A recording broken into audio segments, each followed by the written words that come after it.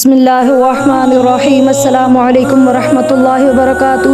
دیکھیں کہ ہر شخص اپنی بیٹی سے محبت کرتا ہے اور اپنی طاقت اور ہمت سے بڑھ کر کرتا ہے۔ آپ صلی اللہ علیہ وسلم نے اپنی بیٹی کو بھی اللہ کے ساتھ جوڑا۔ آپ صلی اللہ علیہ وسلم نے ایک مرتبہ سیدہ فاطمہ الزہرا رضی اللہ تعالی عنہا کو مخاطب کرتے ہوئے فرمایا، جو میں تجھے نصیحت کرنے لگا ہوں اس کو توجہ سے سنو اور صبح و شام کہا کرو۔ فرمایا، یا حی یا قیوم برحمتک استغیث اصلح لی شأنی کلہ ولا تکلنی الی نفسی طرفۃ عین۔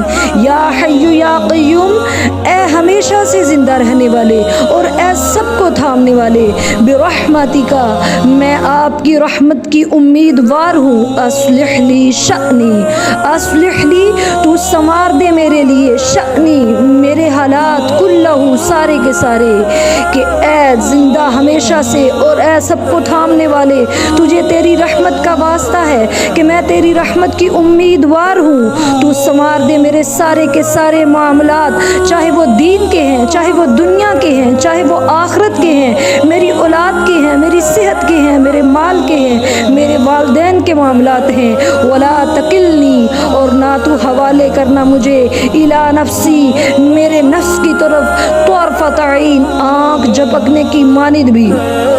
تو پیارے مسلمانوں، اس دعا میں بھی اول تا آخر توحید ہی توحید ہے، اللہ تعالیٰ کے اسماء حسنہ کا ذکر ہے اور اس سے اس کی رحمت کا سوال ہے اور اپنی ذات کی طرف سے اعلیٰ درجے کی بے بسی ہے اور اللہ کی خدمت میں عرض ہے کہ یا اللہ مجھے کبھی بھی میرے نفس کے حوالے نہ کرنا، یا اللہ مرتے دم تک مجھے اس سے بچائے رکھنا، کیونکہ میں بار بار بھٹک جاتا ہوں، میں بار بار اس نفس کے حوالے ہو جاتا ہوں، اور اللہ نہ کرے کہ میں اس حالت میں ہوں اور تو مجھے یہاں سے اٹھا لے۔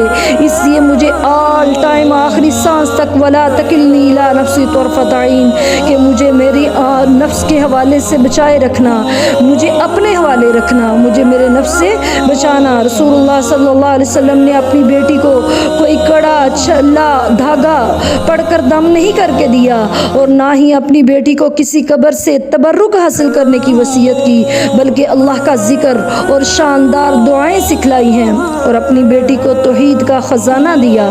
کیا ہم نے کبھی کبھی اپنی بیٹیوں کو، اپنے بچوں کو اسی طرح پیار سے مخاطب کرتے ہوئے مسنون دعائیں یاد کروائی ہیں؟